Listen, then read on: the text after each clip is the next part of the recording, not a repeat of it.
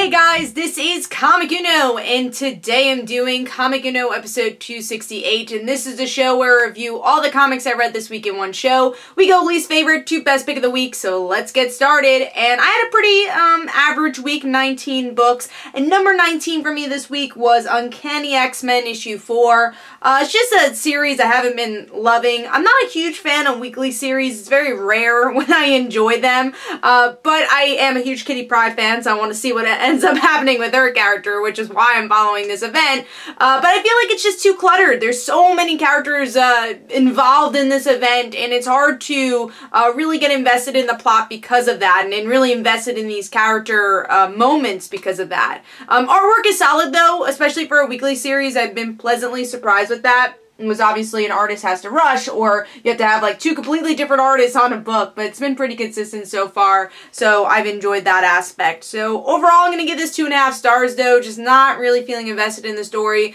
Probably be reading this digitally for now on. I don't know how long it is. I'm guessing it's probably 12 issues, which is a lot. It's 12 weeks in a row, so we'll see how that goes. Alright, moving on to number 18.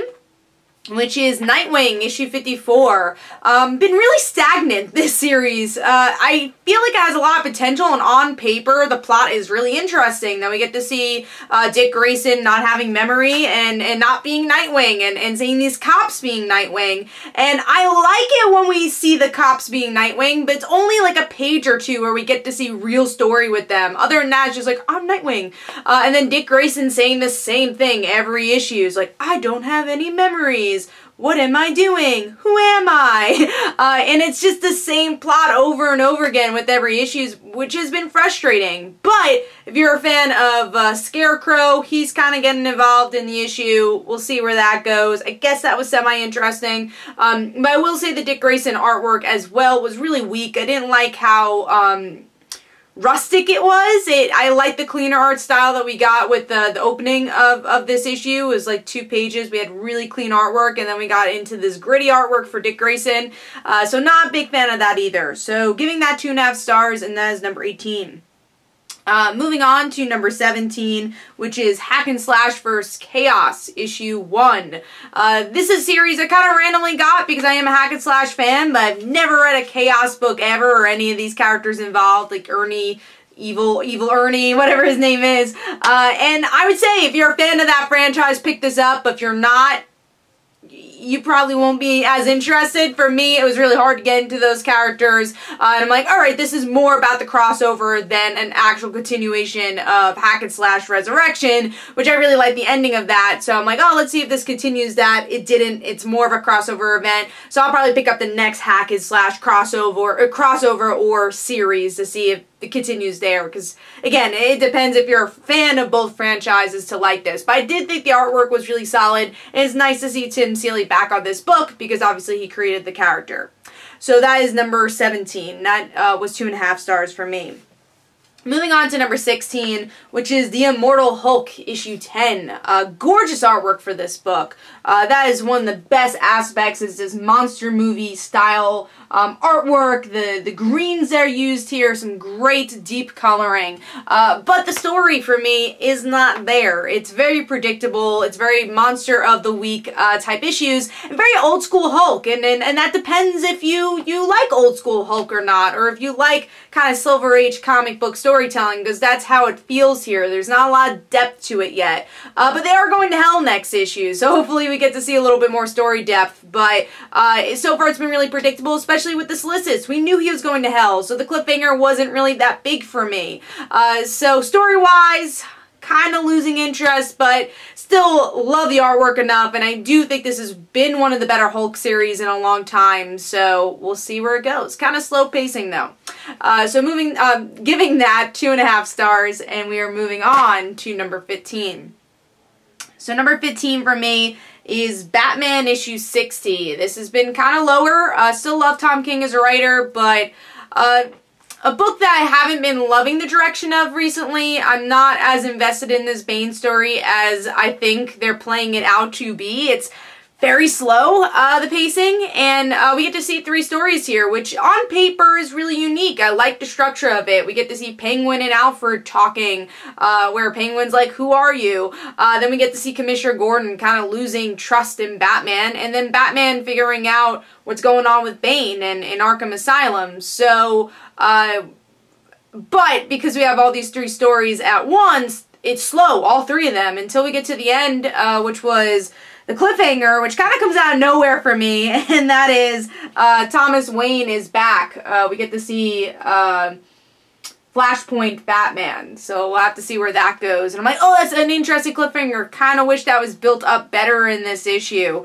And we'll see where Bane's plan goes. But the artwork is top-notch here. That's why it's not as low as the other titles, because the artwork is just gorgeous and cinematic as always. But I feel like the poetry was a little bit too much. There's like Shakespeare lines being thrown at you, and I'm like, alright, I kind of want to get to the point. Like, I think there's times to do this kind of poetic type of writing, but it's been every issue, and I don't feel like it's been giving a lot of substance at the same time. And hopefully in future issues we will get some substance though. So giving that 3 stars.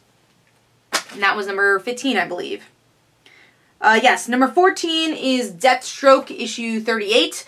This is another series that has just been kind of in the middle for me. I like Rose, so that's why I've been picking up the series and I won't drop it. But the artwork is, as always, really great. Action's good, but very point A to point B issue. You get to see what Jericho's up to, what Rose is up to, and what Deathstroke's up to, but nothing really too far goes along with the plot. Maybe because they're all separated. I kind of want to see them together again. I feel like I'd be a bit more invested. I think that's the overall thing, is I didn't feel invested in anyone's plot, and that's been hard, obviously. So I'm going to give that 3 stars. Moving on to number 13, a new series. I always pick up the Millar books, so at least try them out, and that's Prodigy issue 1. I feel like the concept is really cool. It's this, you know, smartest guy in the world, and you get to see him doing smart things, and then he finds out that there are aliens, and they're being invaded, and it seems like the government doesn't really want people to know that, of course, and they don't want to fix it either. So now it's up to this like CIA agent and him to figure this all out. Albuquerque's artwork, as always, is a, you know, pleasure to read and to look at.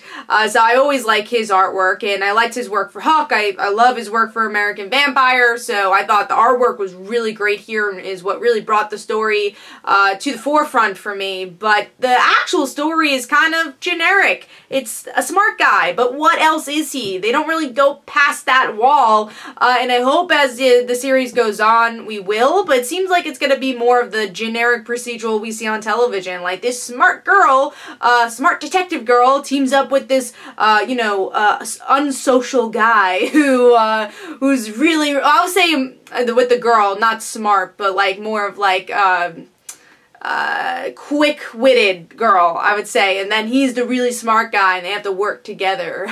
You know, like what we see with like Sherlock and Castle, or Forever is another example of that. So it feels like that dynamic, except for comics. We'll see how far that goes and if I'm invested in these characters. But one thing I'll say is Millar usually comes up with really good concepts and then kind of goes down when he goes into the conclusion. It never really meets up the hype. So I'm not even invested in the plot right now, so I don't know. So again, we'll give another issue for this one, but I don't know if I'm going to be sticking with this story. But supposedly it's his favorite out of all his stories, so we'll see where that goes. Alright, moving on to number 12, which is Power Rangers Soul of the Dragon, which I did an in-depth review for on my channel, so you go check that out. It's a graphic novel. And with this issue, we get to see Tommy not just as a ranger fighting, you know, ranger stuff. It's about his family and him trying to save his son, and because he's been a Power Ranger, how that's affected his relationship with his son. Thing that brings it down for me, though, is the artwork. I do think that the Rangers look really cool, but the actual characters, for me, definitely their facial expressions can have a little bit more detail. So I didn't love the artwork as much when you actually see the characters here. But Overall, it's a pretty cool series. If you're a big Tommy fan, this is good. And if you're a Kyle Higgins fan, I thought this was a really great way to wrap up his run, especially everything he's done with Tommy's character. I thought this was a really great send-off for Kyle Higgins if he doesn't write any more Power Ranger stories, at least for the time being. Alright, moving on to number 11, which is the Merry X-Men Holiday Special, issue 1, which honestly was higher than I expected. Usually these holiday specials are very hit or miss, and they're always like, oh, I really like that one story, but that other story was way too long, or it's like, I wasn't invested in that story, and that's always the hardship with these short story type anthology books. But one thing I really liked is, every story was one page. So I thought that was a really great challenge to the writers and creators of this book to tell a story in one page. And you get to see all your favorite X-Men in different ways. The Kitty one I didn't quite understand where Chris Claremont was going for it. It looked like she's running for president, which was an X-Men End storyline that he wrote. Is he trying to push that into canon? Like, I don't know. It didn't feel like this was the place to state that, but we'll see in the future where that takes Kitty. But I enjoyed the Jubilee story where we get to see Arcade is behind this mall madness and calls her the worst X-Men. There's some really funny lines with that, and I'm glad that's the one that kind of tied in all the stories. But overall, if you like the X-Men, you'll find something to enjoy. I really liked Rainbow and Chris's story with Beast, where I'm like, oh my god, I want to know more about Beast and his family's relationship. It was just one page. I'm like, oh my god, we can have a whole mini-series about this. So I really enjoyed that. There's some really standout stories, which I was happy about. So I'm going to give this one 3.5 stars. And if you're an X-Men fan, I definitely recommend it. If you're just like a Marvel fan and not a huge X-Men fan, you probably could skip this one, though. It's nothing that's like, oh my god, changes the X-Men forever. But still fun.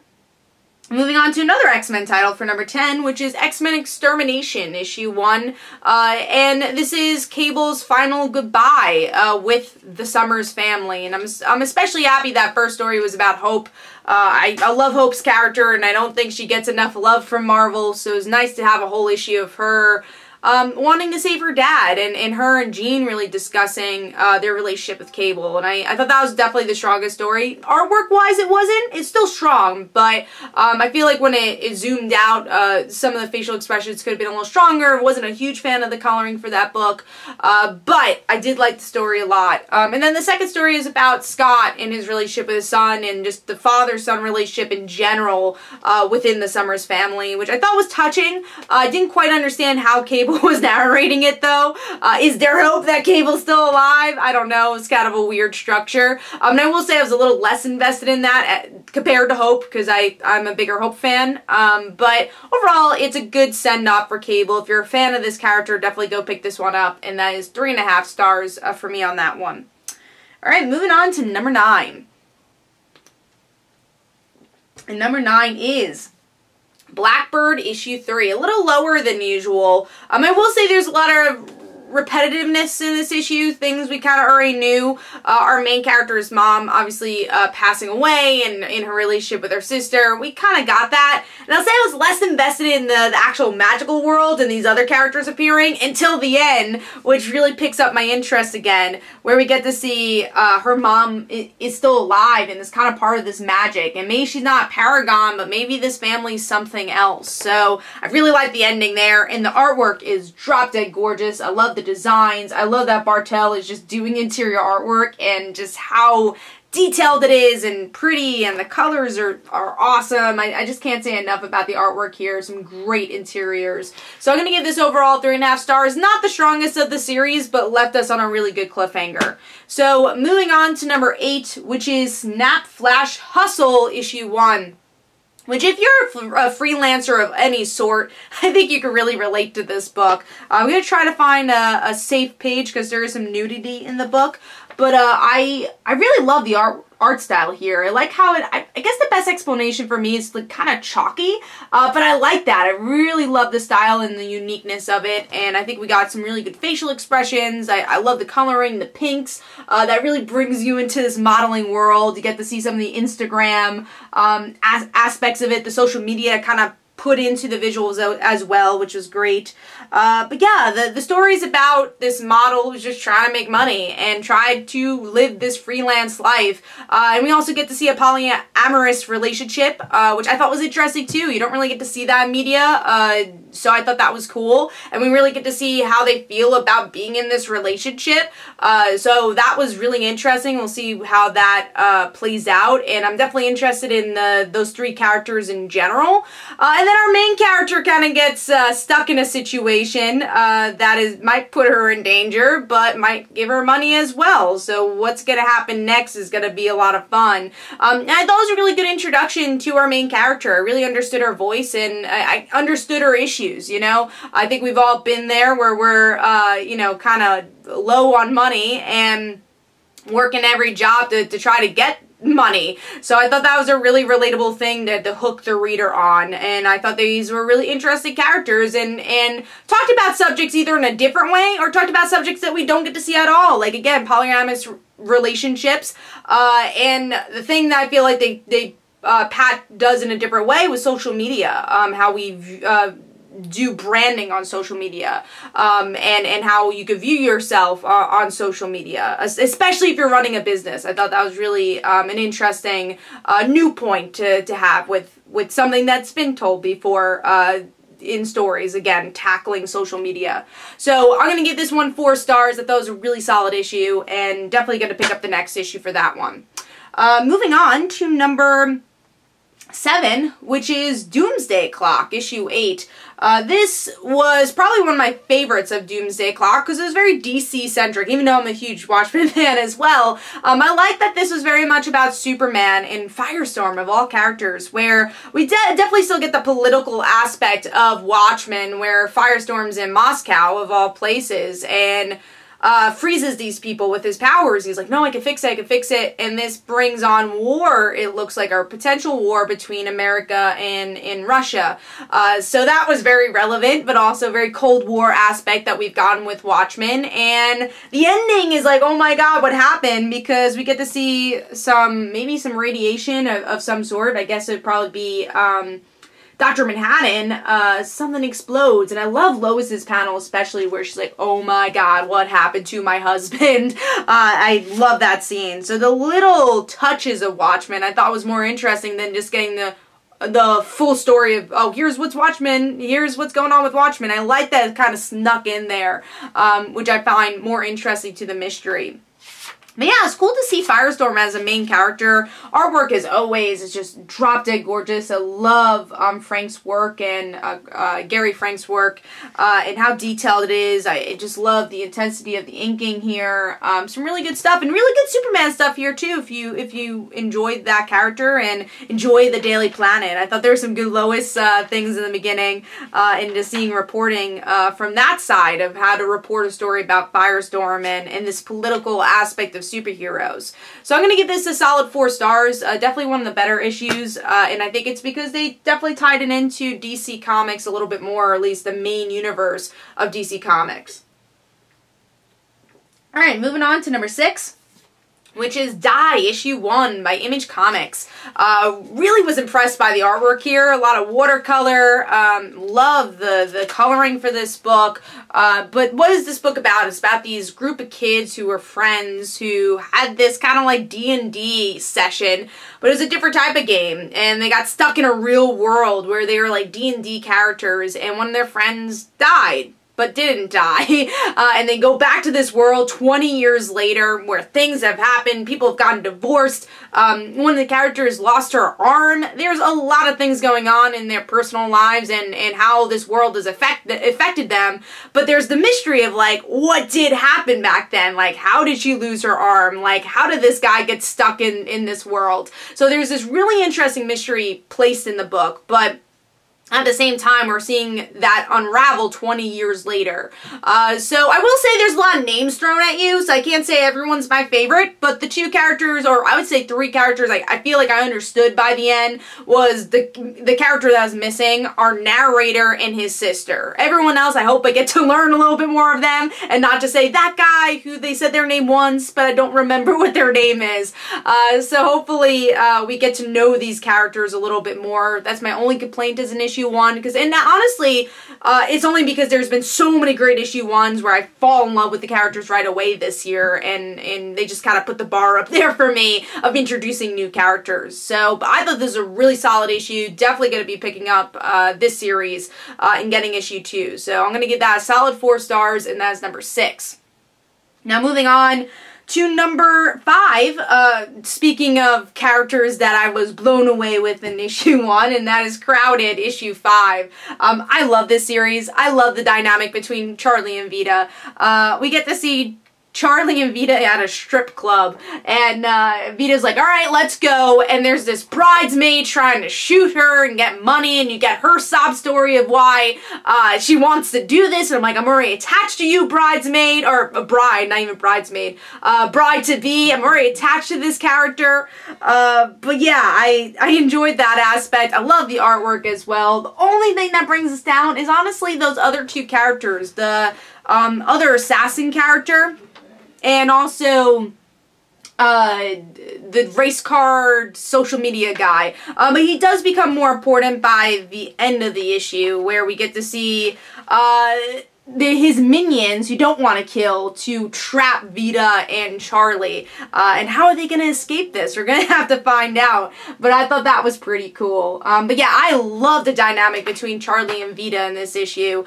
Just when they're sharing a cigarette, trying to kind of share their feelings about their past, but at the same time, hey, we don't know each other, we're not friends, so like, should we do this? So I like that they're, you know, very realistically opening up as they, again, begin to know each other like a normal person would. I love how they feel like real people, and I love the humor for this book as well. The chemistry is explosive, and I can't wait for more. So I'm going to give this one 4 stars. Hopefully we don't get a long break after the story arc ends next issue, because I just need more Crowded. It's a great book.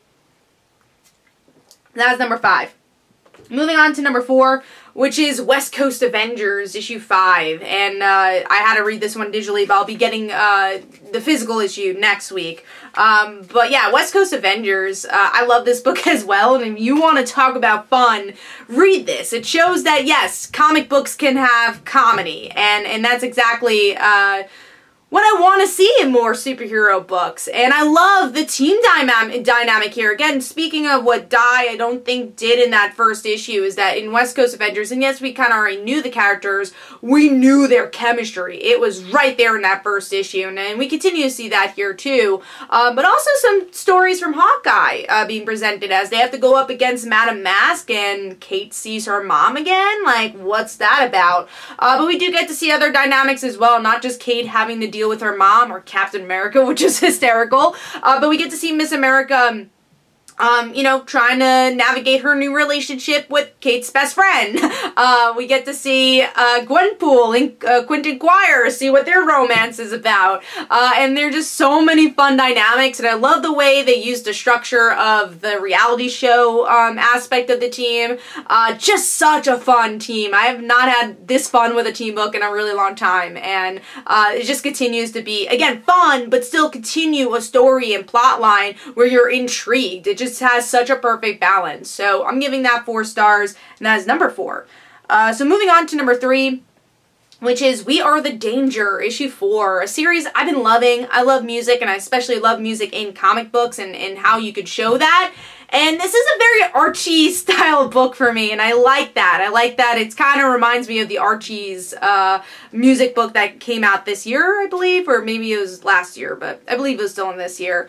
But yeah, we get to see the drama between Logan and the We Are the Danger band, where Logan feels threatened by the band, so burns our guitarist's guitar, and what is she gonna do now? She rocks out. Doesn't matter. They figure out a plan. But also they're navigating romances and relationships, and it's just so much fun. I love the artwork for this book too, and just the drama. If you're a fan of music and bands, and like I said, kind of the Archie style of storytelling, kind of slice of life type of comics, read this one. I'm really excited for the next issue, and I'm sad to see that this is ending next issue. And I love that Gorilla's influenced cover for next week, or next month, next issue. But definitely go check this one out. I gave that 4 stars, and that is number 3. Alright, moving on to number 2.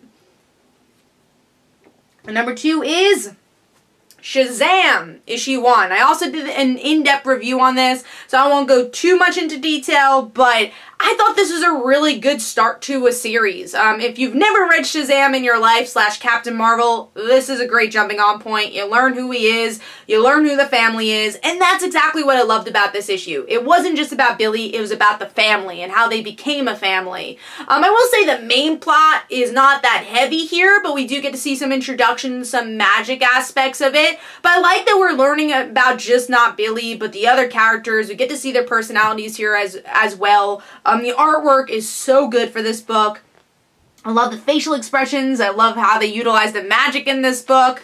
Like this. I love that Captain Marvel kept making fun of his name. He's like, I want to use another name besides Shazam. Why can't I say it? So I thought that was cool.